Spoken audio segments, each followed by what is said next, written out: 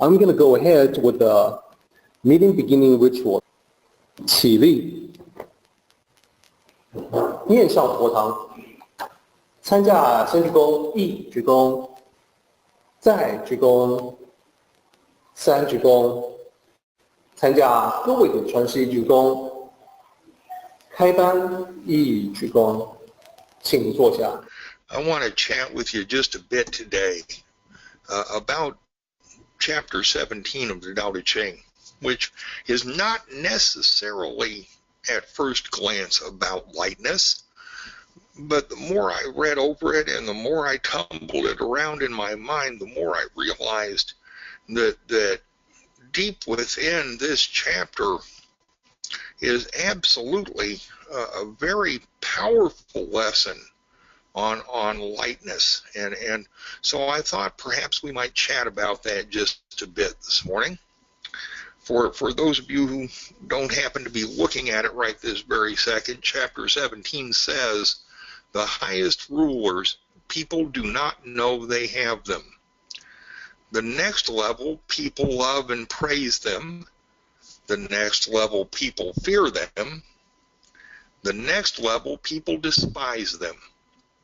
If the ruler's trust is insufficient, have no trust in them.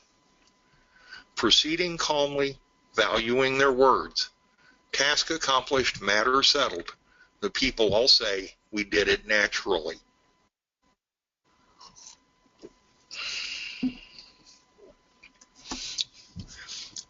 There are a couple of chapters of the Tao Te Ching. This is one of them. Chapters 6 and 41 are a couple of the other ones that I truly enjoy reading and rereading. To me, the words, even in English, sound poetic. And the message is so clear and so bright that it lights me up just to read them. It makes me feel better just to look at the words. I don't know how to explain that feeling. It's just a kind of a little burst of warmth, if you will, inside me that says, you know, that's really pretty cool. And I suppose one of the reasons for that is what we're going to talk about here. I've always thought about what it meant in terms of what we understand about rulers, sovereigns, kings, emperors, and ourselves, to say that the highest rulers, people don't know they have them.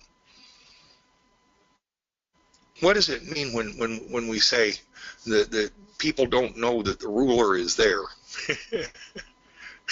I've thought about that over and over and over and over again, particularly as that applies to how I run my own life. And really and truly, you know, what it means is that they're invisible. It's not a literal thing, of course. You know, everybody has a ruler somewhere, and most of us have several. You know, there's our obvious selves, the person who decides, you know, how we're going to live, what we're going to do, how we're going to behave. There are our employers, our supervisors, our significant others, you know, the people in our lives that we respect, law enforcement officers and other people that have civil authority over us. There are rulers everywhere. There are rulers that aren't even people in some cases. The pursuit of wealth, position, fame, the illusions of our earthly existence are rulers. Addictions are rulers. There are rulers everywhere. And it seems to me we are all too very much aware of the presence of most of them. I know, you know, for instance, when I'm sitting in my cube at work, that one of those rulers can make his presence in my life known about any old time he wants, and I would be ill-served to try and tell him that, you know, to become a higher ruler, he should be invisible. I'm not sure that'd be too well received. I'm not sure our civil authorities would accept that either. And yet Lao Tzu was no dummy. He absolutely knew what he was talking about. The highest ruler has the authority, but doesn't brandish it. And in ancient times, that authority was absolute. If you were speaking in terms of the emperor, he had life and death authority over anybody in his purview. And without question, without reservation, he could do whatever he wanted to whomever he wanted with impunity. And so to speak of this individual as being good enough at his job that the people didn't know he was there, that's a pretty high standard. The temptation to utilize that authority and that power in a heavy-handed and bellicose manner is almost irresistible. It's very hard to resist. And yet, this highest ruler has that authority and doesn't brandish it, doesn't use it. Further, that ruler instills and brings out confidence in others. There's not only the absence of malice, but the development, if you will, of self-confidence and trust in the people under him. They not only bring out confidence and instill trust and confidence, but they show trust and confidence in those to whom they delegate tasks and authority. And because they do this, their rule doesn't leave marks. It doesn't leave traces. It's not heavy-handed. We've all worked for people before who micromanaged every doggone thing we did. I can use a generic we there because if you're old enough to have had a career for any length of time at all at some point in time or another, or perhaps now, you have worked for, are working for, or will work for somebody who just doesn't know how to take their hands off. They give you something to do and then stand 3 inches over your shoulder until it's done. Their way. That is not applying lightness to rule. But it is far too common in business. And it's far too common in life. And once again, it is difficult to extend that kind of open-handed and open-ended trust and confidence to one to whom we delegate a task or authority.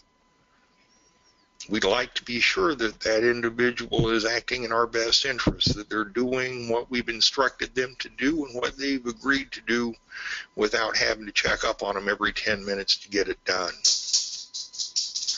Sometimes that works out, sometimes it doesn't. In the case of my kids, I have to teach them how to do that. And sometimes they get it and sometimes they don't. But ultimately, that task will be successful and it'll pay off in the end. When one achieves that highest level, they understand they don't have to apply a lot of weight to get things done.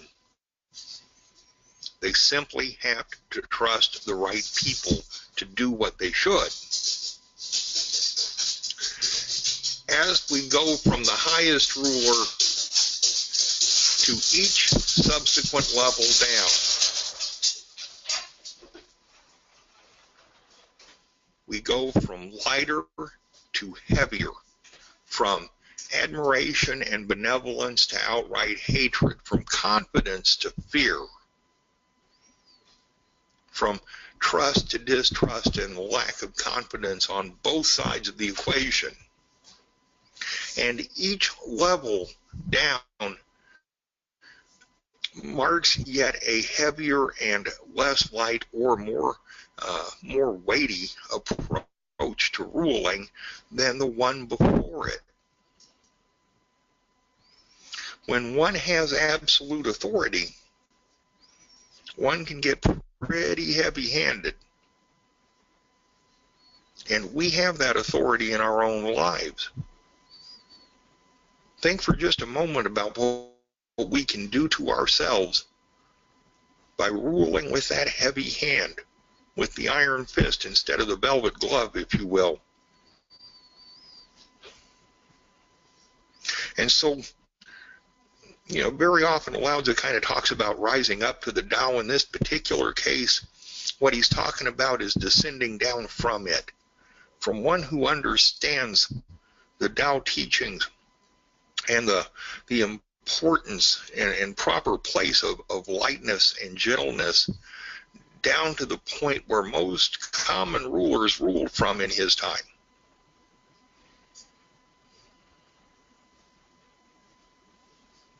We would do well to consider the consequences of those varying levels of lightness in how we run our existences. And then in the last 3 lines of chapter 17, Lao Tzu says, we're proceeding calmly, valuing words. Okay? That the task was accomplished, the matter was settled, and the people all said, we did it naturally. This is the perspective of a ruler who understands the Tao teachings, a person who's living on what we call that wide, broad, easy-to-walk path, a person who understands how not to apply the weight of authority needlessly and wantonly to those who are subject to it. And so this ruler rules without leaving marks, without applying weight to the people or to the earth. It's a reign that is invisible, all but for the presence of the person.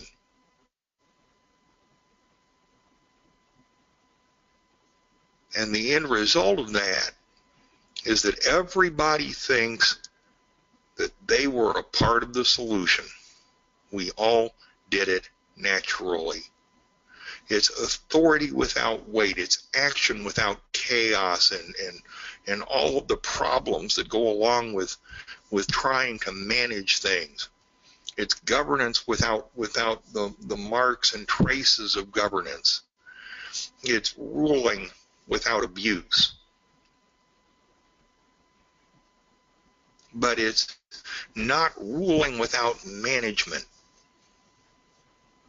There still is authority, there's still guidance, there's still a right way to do things.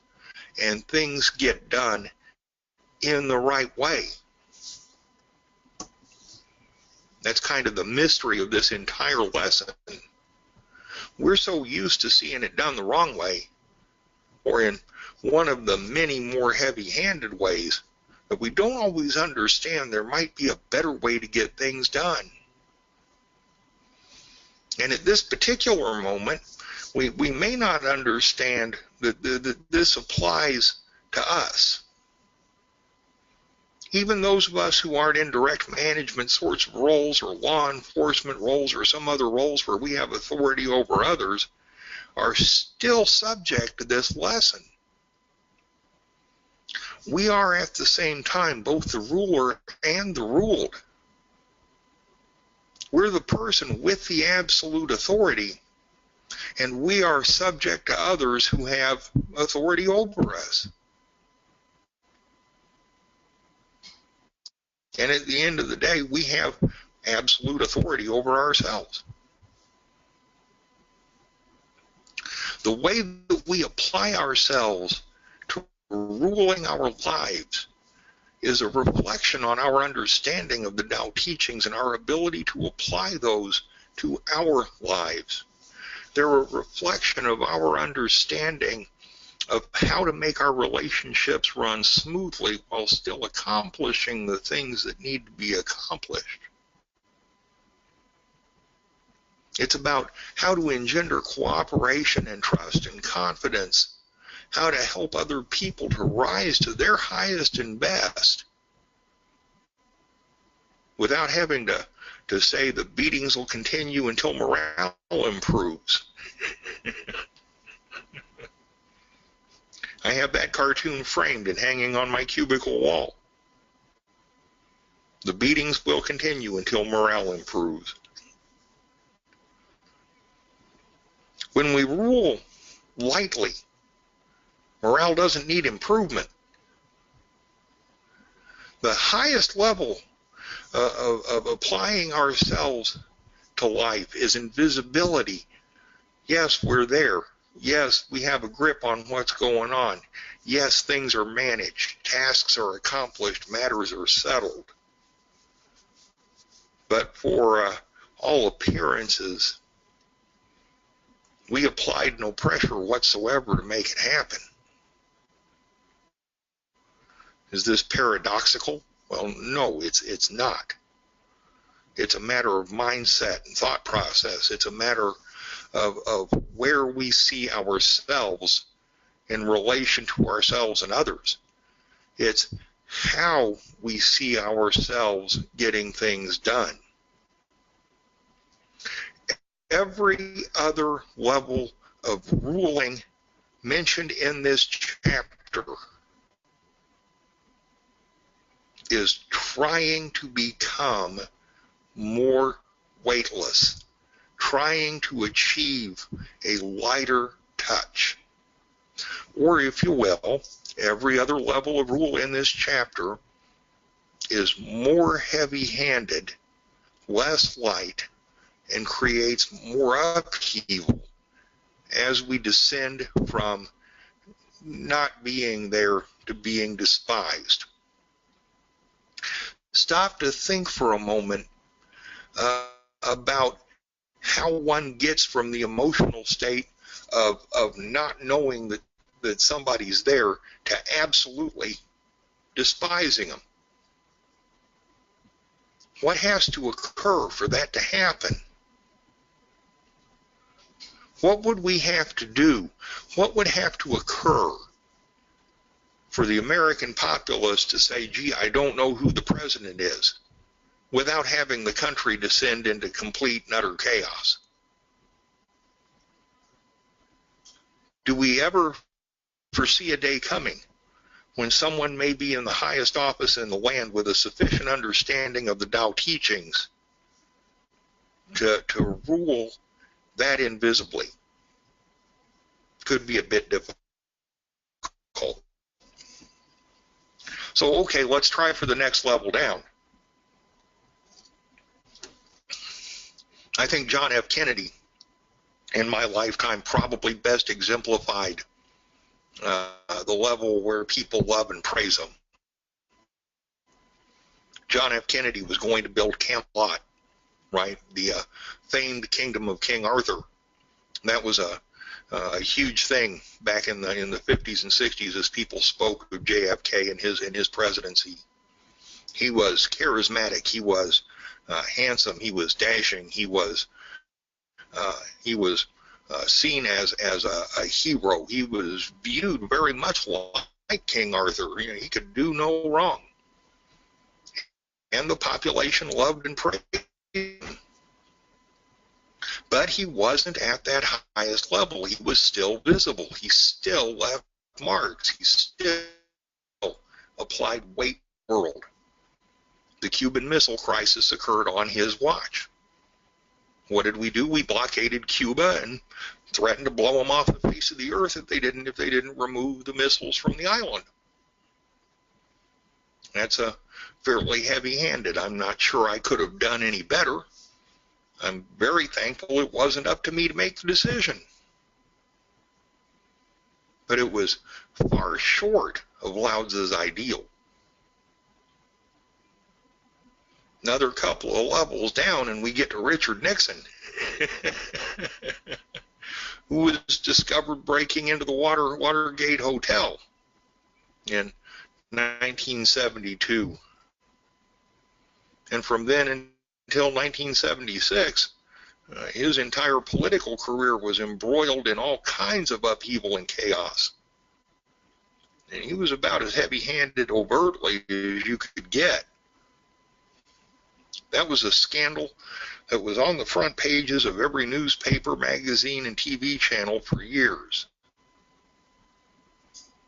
And at the end of it, an awful lot of people despised and hated Richard Nixon for an awful lot of things. Some of them were his fault. Some of them weren't. But it didn't make any difference. He was in the president's chair, so, his was the blame to accept. And the people stuck him with it.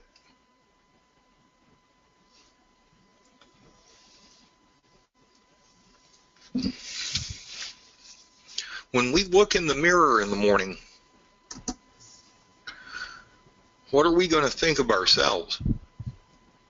That we've run our lives with a light and weightless touch, with the appropriate amount of control and management, but without the beatings that are required to improve morale? Or are we going to think about how much we can't stand ourselves for the way that we've chosen to live our lives? When we think about our relationships with our significant others, with our children, with our employees, with our employers, with the people around us, are we going to think about how smooth and pleasant they are and how much we enjoy them? Or are we going to dread having to go back through it again for another day?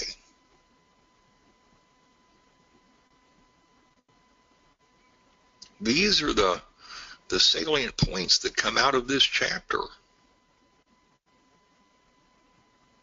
It's not just a treatise on running a country. It's an admonition to be careful about where we apply our weight. One of the things that people have said about me in the past, particularly when I've become very opinionated about something, not that I've ever been known to do that, of course, is that I've thrown my weight around. That's an expression pointed at guys like myself that are fairly good-sized when they become authoritative and loud and bellicose. And looking back, I have to agree. There have been times when I've done that. And it's intimidating and it's scary. And most of the time it's uncalled for. But that statement, throwing your weight around, is exactly what Lao Tzu is talking about here. Since then, I've learned to become much lighter, much more weightless. I don't walk on water yet, but I'm doing the best I can to learn how. Because I don't want to hear anybody say, oh, there's just Bill throwing his weight around again. The highest level, people don't know they have a ruler. We should remember line 1 of chapter 17 and strive to be that ruler, both for ourselves and for the people around us. That's the person that we want to be, because every level under that is not quite that ruler, and some of them are pretty far departed from not knowing they have them. We should remember that the natural outcome of being that highest ruler is the sentence, we did it naturally. I do the best that I can at work to make this statement what I hear more frequently than anything else. We did it. We got it done. We accomplished it, whatever the it was. It means that everybody who was involved in the activity felt that degree of ownership that caused for them to want to participate, and they did it because they felt it was a choice and not because they'd been leveraged into it.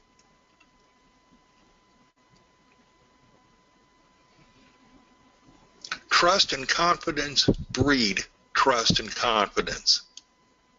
trust and confidence is how we get other people to cooperate with us.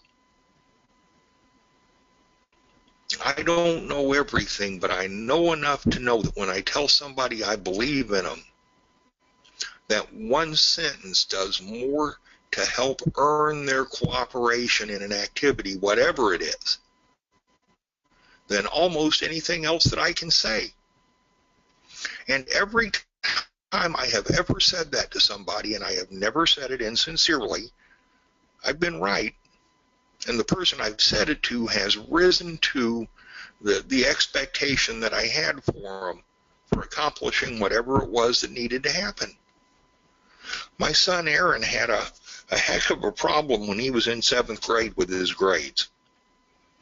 Not because he had academic difficulties or because his Asperger's syndrome caused for him to not be able to learn. That wasn't it at all. He had a problem of applying effort, which all children go through at some point in time. And he'd come talk to me and he'd say, you know, Dad, I've got a D in math, or I've got an F in science, or I'm having a problem here. And I'd tell him, son, you know, I know that you're going to do the best you can to bring your grades up. I believe in you, and I believe you're going to do it. And every time I told him that, he did. And any time I told him that where he didn't believe he could, he told me he needed help. And we'd get him help. And things would work out.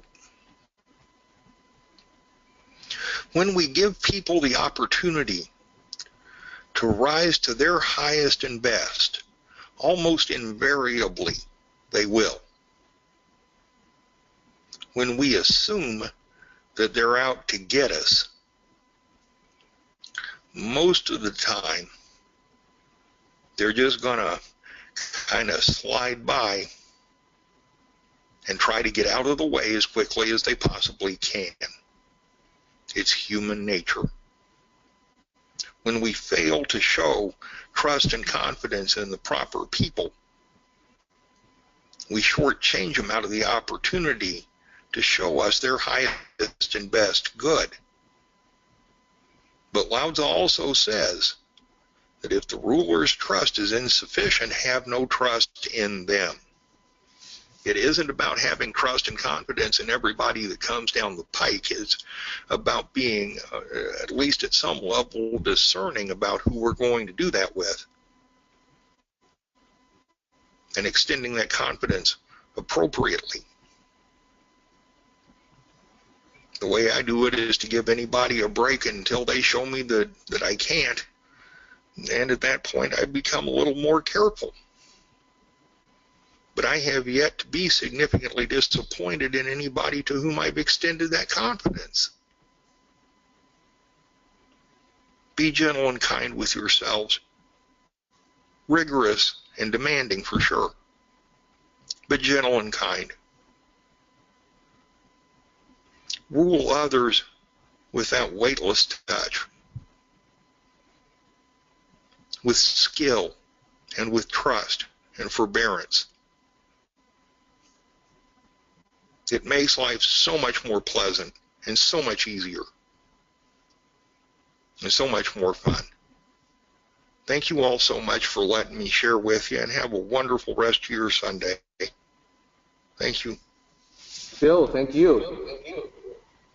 Also, on the subject of this particular chapter of the Dao De Jing, it occurs to me that over the years, I think what you and I have been trying to do is to create something like that. So if you think about it now, other people may look at you, myself, Mark, who's doing the recording, and other people like Ed, who will give a talk whenever he can, and the others, they may see us as a team, and they may ask you, Bill, like, hey, Bill, who's the leader of this team? And you probably say, well, you see, it's Derek. I regard him as my older brother spiritually, blah, blah. And if they ask me, hey, Derek, who's the leader? I'll say, well, it's Bill. He's paying for the whole party. And other people look at what we do and what we create, especially if they visit Facebook and YouTube. They may say, oh, well, you see, it's actually Mark. He's the guy that's putting everything together and organizing it. So it's not just people who are connecting and listening in real time, but also the people who have missed the meeting. They can get caught up later on. So. And the other, so we're not at a point where we can all say, well, we don't have any leaders at all. We just did it ourselves. But at the same time, I see us getting closer to it, because I think you'll be the first person to admit that no one is making you do this. This is all your own idea to present your thoughts every Sunday. And yeah. I'm going to say the same thing. No one is forcing me to do this. I'm doing this because it's what I want to do, and hopefully that's the same for all the other people that are volunteering their time as well. The beauty of this is that all of us just do this. There's no coordination, no prior communication. Nobody has an agenda, and yet it works every week. Plus, let me also point out, look at the mutual trust, that we have for one another. Yes, absolutely. It's always been there. It's always going to be there. Yes, absolutely.